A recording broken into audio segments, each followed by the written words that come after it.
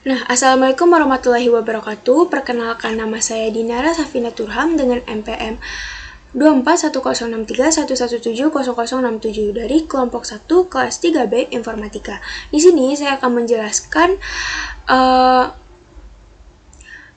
hasil kerja kelompok kami mengenai ujian tengah semester soal nomor 1 yang berjudul visualisasi data 3D dan kontur dengan interpolasi B-cubic Lagrange dan B-spline order 3. Nah, sebelum masuk ke pembahasan soalnya,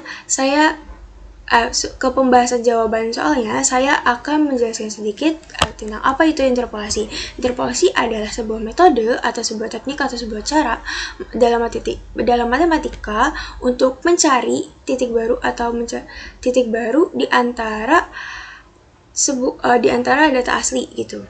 Nah, ada interpolasi dan ada ekspolasi. Nah, interpolasi itu dia tuh mencari titik-titik baru di antara di dalam data asli gitu ya, data yang diketahui. Sedangkan ekspolasi itu mencari titik-titik baru di luar dari data yang diketahui gitu. Nah, selanjutnya kita langsung saja masuk ke pembahasan jawabannya. Nah, jadi di soal nomor 1 itu, di soalnya itu kita diminta untuk membuat grafik 3D dan kontur. Nah, setelah itu kita modifikasi grafiknya dibuat lebih smooth, lebih halus dengan interpolasi B-cubic Lagrange, di mana jarak antar titiknya itu 0,5. Nah, kemudian kita bandingkan hasilnya dengan interpolasi lainnya, yaitu interpolasi B-spline order 3, di mana titik-titiknya itu kita tentukan sendiri. Nah, lanjut. Langsung saja kita mulai pembahasannya. Yang pertama itu kita import library NumPy. Nah, NumPy adalah library library di Python buat matematika. Nah, jadi fungsinya tuh kayak kalkulator. Nah, jadi library ini digunakan untuk mengolah angka dalam bentuk array atau tabel. Nah, NumPy di sini nih disingkat menjadi MP gitu, biar gampang nulis di codingannya nanti. Nah, kemudian selanjutnya kita masukkan data awal ke dalam sebuah array 2 dimensi yang bernama Z. Nih. Nah, jadi kan tadi kan MP kan digunakan untuk mengolah angka dalam bentuk array atau tabel nih kan. Nah, ini data-data yang ada yang telah diketahui di soal. Nah, kemudian selanjutnya kita gunakan Matplotlib. Nah, ini digunakan untuk membuat grafik 3D. Nah, kalau barisan ini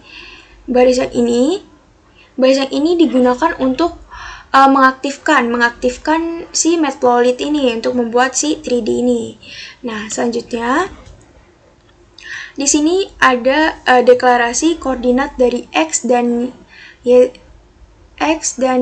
Nah, ini nih koordinat X dan Y dari si data Z ini. Nah, di sini bentuk koordinat X dan Y ini bentuknya itu ada Z shape. Nah, ini jadi menyesuaikan. Jadi bentuk X sama Y-nya ini menyesuaikan dari si data yang kita masukkan itu. Jadi ya menyesuaikan aja pokoknya. Nah, di sini X. Jadi data Z ini bentuknya itu grafiknya itu baris koma kolom. Nah, dimana berarti X ini sebagai kolom, sedangkan Y ini sebagai baris gitu. Nah, habis itu ada MScript yaitu untuk membuat si koordinat X dan Y di setiap elemen Z gitu. Nah, kemudian kita buat plot 3D-nya. Nah, yang pertama itu ada PLT figur. Nah, ini nih buat apa ya? Buat tentuin ukuran figurnya lah, ukuran kanvas gambarnya lah. Nah, di sini nih pakai 20x6 lah ya. Nah, habis itu ada fig at subplot. Nah, kan tadi kan kita udah buat ya kanvas gambarnya. Nah, di sini kita bikin nih area plot 3D-nya. Kita bikin area plot 3D-nya ini ke kanvas gambar yang udah kita buat tadi, ke figur yang udah kita buat tadi gitu. Nah, di sini ada plot surface. Nah, ini nih buat mewarnai si permukaan plotnya. permukaan area Z-nya ini. Nah, di sini warnanya itu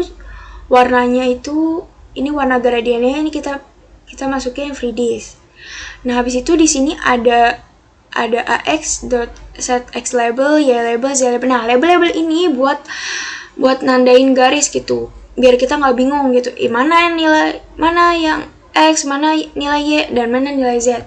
Ini buat title, ini buat judul dari gambarnya. Terus layout ini buat kita biar ngatur layoutnya lah, biar rapih, biar nggak ada yang kepotong.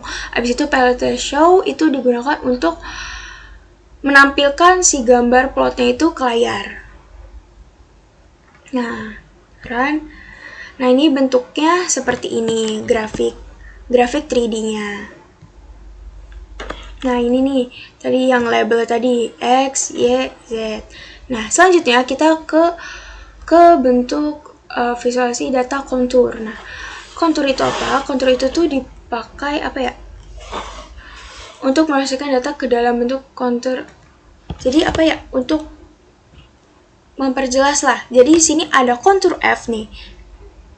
Ada kontur F di sini. Kontur F ini untuk memberikan memberikan warna jelas ke area-area nilai Z itu. Nah, sedangkan kalau kontur doang ini, kontur tanpa F ini digunakan untuk untuk memperjelas garis si konturnya itu biar jelas gitu. Nah, habis itu ada si label. Nah, si label ini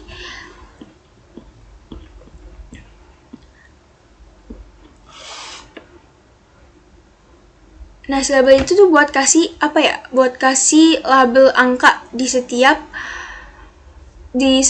garis si konturnya itu, buat ngasih label.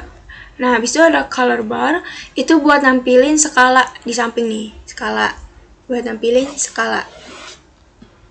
Nah, selanjutnya, ini udah dijelasin sebelumnya, ini buat label nandain, ini buat judul, dan ini buat nampilin.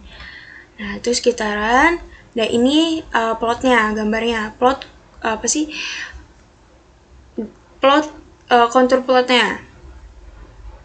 Nah, sini nih, ini nih tadi yang si label ini nih. Ini kan ada angka-angka ya di setiap garis konturnya ini gitu. Jadi buat memperjelas aja kalau kontur tuh buat area si Z-nya ini. Nah, kemudian selanjutnya kita modifikasi nih grafiknya, untuk biar lebih halus. Itu dengan interpolasi. Nah, interpolasi kan tadi interpolasi. Nah, di sini yang pertama itu interpolasi bikubik. Kita gunain interpolasi bikubik. Nah, jadi kita nih mau memperhalus si datanya, memperhalus grafiknya gitu. Gimana caranya? Yaitu dengan dipadetin. Jadi dipadetkan, jadi dengan interval atau jarak antar tiap datanya itu adalah 0,5. Nah, di interpolasi bikubik ini dia ini menggunakan fungsi regular grid interpolator yang bakal menghasilkan nilai Z baru. Nah,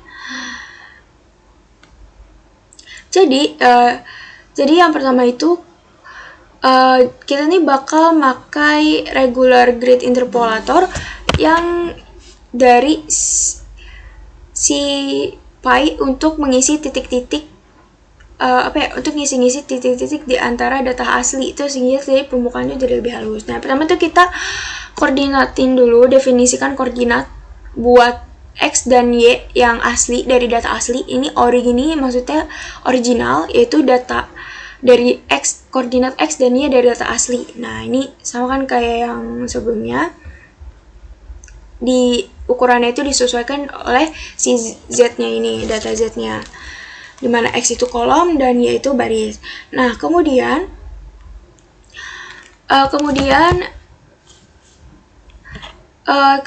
itu tuh kita buat fungsi interpolasinya. Kita buat interpolasinya dengan metodenya itu kubik. Karena kan kita lagi buat interpolasi bikubik. Nah, setelah itu kita buat grid baru. Kita buat koordinat baru karena kan kalau buat sebuah grafik baru yang lebih padat ya berarti kan kita perlu koordinat yang baru. Nah, kita definisikan koordinat yang baru nih di sini, dimana di sini kan kayak gini ya. Nah, kalau di sini dia tuh pakai 0,5 0,5 untuk tiap jaraknya. Nah, setelah kita buat kita buat koordinat baru. Nah, sekarang kita buat grid buat koordinat X dan Y yang baru tadi. Gitu tuh. Kita buat grid yang baru nih. Kita buat koordinat kita bentuk dari koordinat kita buat grid dari koordinat yang baru tadi nih, yang udah kita deklarasikan. Nah, kemudian di sini nih ini nih buat nyiapin daftar titik X yang akan diinterpolasi. Nah, habis itu di sini nih dia bakal ngehitung nilai interpolasi di semua titiknya. Nah, habis itu di sini, nah ini nih bentuknya ini masih 1 dimensi. Nah, habis itu baru di reshape dijadiin 2 dimensi. Nah, makanya di sini outputnya kalau kita run outputnya itu di sini bentuk dari grid dari si data Z ini bentuknya itu 39 titik kali 39 titik. Jadi ini bentuknya udah 2 dimensi ya. Jadi maksudnya 39 titik di sepanjang sumbu X dan 39 titik di sepanjang sumbu Y. Nah, selanjutnya karena kita udah tahu nih koordinat Z kita udah tahu grid Z yang baru. Nah, sekarang kita buat grafik 3D-nya. Kita buat 3D-nya itu sama kayak cara-cara sebelumnya, yaitu kita atur dulu ukuran figurnya, kita bikin plotnya ke figurnya, ke kanvas yang udah kita buat. Terus kita warnain area permukaannya, kita kasih label, kita kasih judul, dan baru kita tampilkan. Jadi kita run. Nah, ini bentuknya.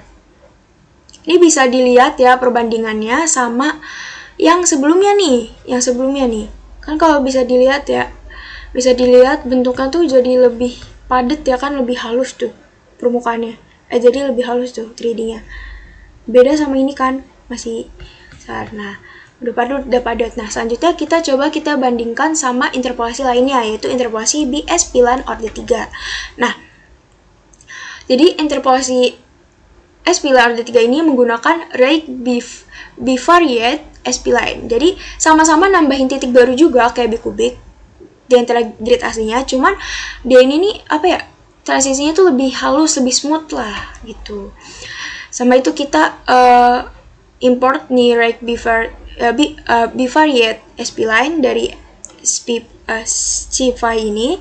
Nah, habis itu kita deklarasikan dulu X yang originalnya itu kan, dari yang ukurannya itu disesuaikan dari si data Z ini. Nah, habis itu kita buat fungsi si interpolasinya ini 3 order di mana X-nya itu 3, Y-nya 3, yaitu maksudnya artinya order 3 untuk arah X dan order 3 untuk ke arah Y gitu. Nah, habis itu kita deklarasikan lagi koordinat yang baru X dan Y yang baru gitu.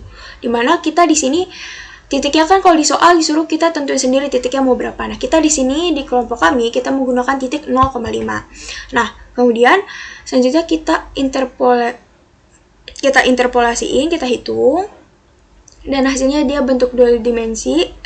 Data Z-nya, grid data Z yang barunya kita dapat lagi, dan hasilnya sama kayak bikubik kan, sama-sama 3, karena ini kan titiknya jarak antara intervalnya itu 0 sama-sama 0,5, jadi grid si Z-nya itu sama-sama 39 kali 39. Nah, selanjutnya karena kita udah dapet nih, kita buat ke bentuk 3D-nya. Nah, caranya sama kayak gini juga.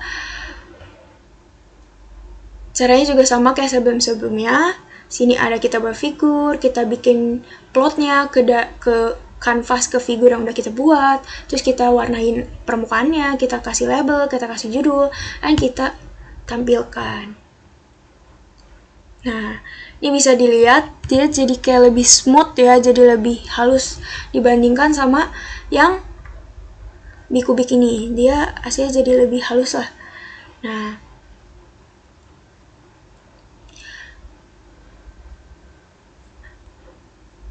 Nah, jadi setelah kita bandingkan antara interpolasi B-spline dan bikubik ini, nah bahwa interpolasi S-P-line ini dia tuh menghasilkan permukaan yang lebih halus, yang lebih mulus, yang lebih smooth lah dari si B-Cubic.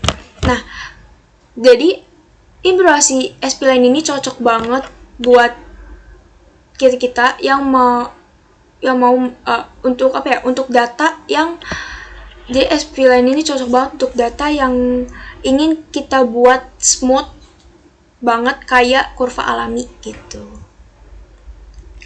Sekian dari kelompok saya. Sekian dari saya. Kurang lebihnya mohon maaf. Wassalamualaikum warahmatullahi wabarakatuh.